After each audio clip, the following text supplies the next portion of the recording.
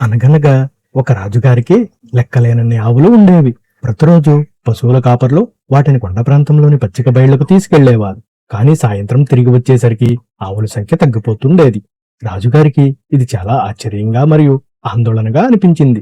రోజూ ఆవులు మాయమవుతుండడంతో రాజుగారు చాలా బాధపడ్డాడు. ఎంత కాపలా పెట్టినా ప్రయోజనం లేకపోయింది. చివరికి ఆవుల ఆచూకీ కనుక్కోమని రాజుగారు తన 3 ధైర్యవంతమైన రాజకుమారులను ఆ పనికి పంపించాడు. రాజకుమారులు ఒక రోజంతా ప్రయాణం చేసి దట్టమైన అరణ్యానికి చేరుకున్నారు.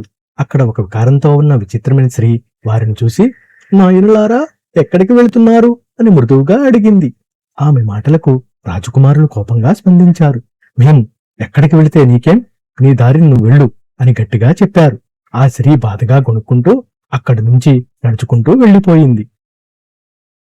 చీకటి పడే సమయానికి రాజకుమారులు ఒక పెద్ద కోటకు చేరుకున్నారు. కోట లోపల చూసేసరికి తమ రాజుగారు ఆవులన్నీ కట్టేసి ఉండటం వారికి కనిపించింది. వారు ఆశ్చర్యంతో కోట లోపలికి నడిచారు. కోటలోకి మరింత లోపలికి వెళ్ళగా ఒక అతిముసలి రాక్షసి నిద్రపోతూ కనిపించింది. వారి శబ్దానికి ఆమె మేలుకుంది.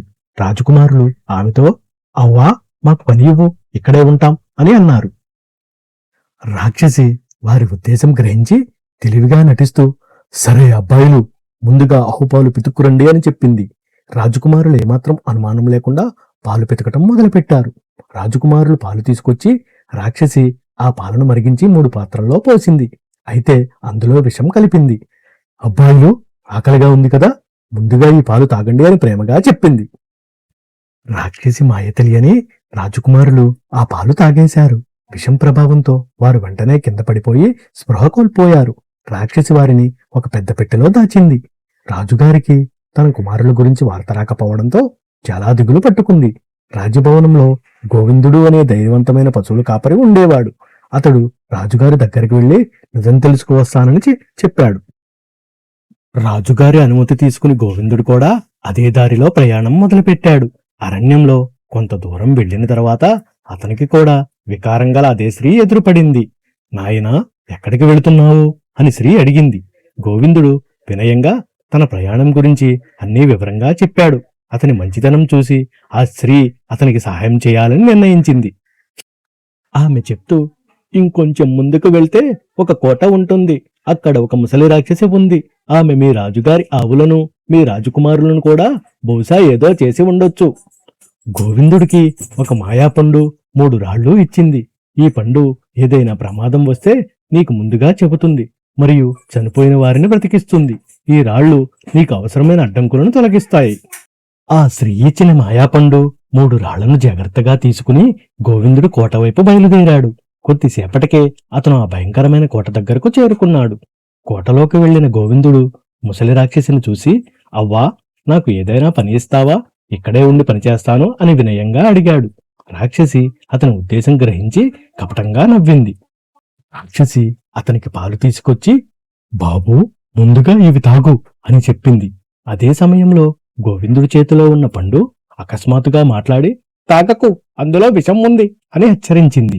గోవిందుడు జాగ్రత్తగా రాక్షసికి తెలియకుండా ఆ పాలను పక్కకు పారబోశాడు. కాని తాగినట్లు నటించాడు. గోవిందుడు బతికే ఉండడం చూసి రాక్షసి ఆశ్చర్యపోయింది. రాక్షసి అతనికి, అక్కడ ఒక మంచం ఉంది, వెళ్లి పడుకో అని చెప్పింది. వెంటనే పండు మాట్లాడి, పడుకోకు, అది ప్రమాదం, దాని కింద లోతైన గొయ్య ఉంది అని హెచ్చరించింది. రాక్షసి వెళ్లిన తర్వాత గోవిందుడు మంచాన్ని ఎత్తి చూశాడు. దాని కింద ముళ్లతో నిండిన లోతైన కందకం కనిపించింది. ఆ తరువాత గోవిందుడు కోటంతా వెతికాడు. చివరకు ఒక పెద్ద పెట్టెలో రాజకుమారులు స్పృహ కోల్పోయినట్టు కనిపించారు. వారిని మోసుకెళ్లలేనని తెలుసుకుని గోవిందుడు మాయాపండులోని విత్తనాన్ని ఉపయోగించాలని నిర్ణయించుకున్నాడు. మాయాపండులోని విత్తనంలోని నీటిని రాజకుమారుల మీద చల్లాడు. కాసేపట్లో అద్భుతం జరిగింది. మూర్ఛపోయిన రాజకుమారులు ఒక్కసారిగా కళ్ళు తెరిచి మళ్లీ లేచారు. స్పృహ వచ్చిన రాజకుమారులు గోవిందుడిని చూసి ఆశ్చర్యపోయారు. అతడు జరిగిన సంగతంతా వారికి వివరంగా చెప్పాడు. వెంటనే నలుగురు కలిసి కోటలో ఉన్న ఆవులను విడిపించాలని నిర్ణయించుకున్నారు. వాళ్ళు త్వరగా పశువుల కొట్టానికి వెళ్లి అన్ని ఆవులను విడిపించారు. తరువాత నలుగురు కలిసి ఆవులను తోలుకుంటూ కోట నుంచి బయటకు బయలుదేరారు. ఇంతలో ముసలి రాక్షసి నిద్రలేచింది. గోవిందుడు కనిపించకపోవడంతో అనుమానం వచ్చింది. పశువులు కొట్టానికి వెళ్లి చూసేసరికి ఆవులు కనిపించలేదు. కోపంతో రాక్షసి పెద్ద పెద్ద అడుగులతో వేగంగా వారిని వెంటాడింది. గోవిందుడు వెంటనే ఒక రాయి వెనక్కి విసిరి ముళ్ళకంచెలు అవ్వాలి అని కోరుకున్నాడు. వెంటనే పెద్ద ముళ్ళకంచె ఏర్పడి రాక్షసిని అడ్డుకుంది. రాక్షసి ఎంతో కష్టపడి ఆ ముళ్ళకంచెలను దాటింది. మళ్లీ వారిని వెంటాడసాగింది. అప్పుడు గోవిందుడు రెండో రాయి విసిరాడు. వెంటనే అక్కడ పెద్ద మంటలు చెలరేగి రాక్షసిని అడ్డుకున్నాయి. కొత్తసేపటికి మంటలు చల్లారగానే రాక్షసి మళ్లీ వారిని వెంబడించింది. అది దగ్గర పడుతుండగా గోవిందుడు మూడో రాయిని ఒక వాగులో విసిరాడు.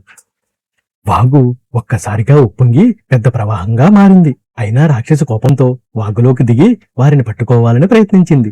ప్రవాహం మరింత బలంగా మారింది. చివరికి రాక్షసి నీటిలో తేలలేక కొట్టుకుపోయింది. ఆ దుష్ట రాక్షసి కథ అక్కడితో ముగిసింది. ఇక ప్రమాదం లేదని తెలుసుకున్న గోవిందుడు, రాజకుమారులు కలిసి ఆనందించారు. వారు ఆవులన్నిటినీ జాగ్రత్తగా తోలుకుంటూ తమ రాజ్యం వైపు ప్రయాణం కొనసాగించారు. సాయంత్రానికి వారు రాజుగారి రాజ్యంలోకి చేరుకున్నారు. రాజభవనం దగ్గరకు వచ్చినప్పుడు అందరూ ఆశ్చర్యంగా చూస్తూ ఉండిపోయారు. రాజుగారు తన కుమారులను సురక్షితంగా చూసి చాలా ఆనందపడ్డాడు. గోవిందుడు జరిగిన సంగతంతా వివరంగా రాజుగారికి చెప్పాడు. గోవిందుడు ధైర్యం, తెలివి చూసిన రాజుగారు ఎంతో సంతోషించాడు. అతనిని గొప్పగా సత్కరించి బహుమతులు ఇచ్చాడు. ఆ రోజు నుండి రాజ్యంలో అందరూ గోవిందుడు ధైర్యాన్ని ప్రశంసించారు. ఈ కథలోని నీతి, తెలివి, ధైర్యం, వినయంగా ఉన్నవారు ఎంత ప్రమాదం వచ్చినా దాన్ని జయించగలరు. మంచి మనసుతో సహాయం చేస్తే చివరికి వారికి మంచి ఫలితం లభిస్తుంది. ఇలాంటి మరిన్ని వీడియోస్ కోసం please like and subscribe my channel.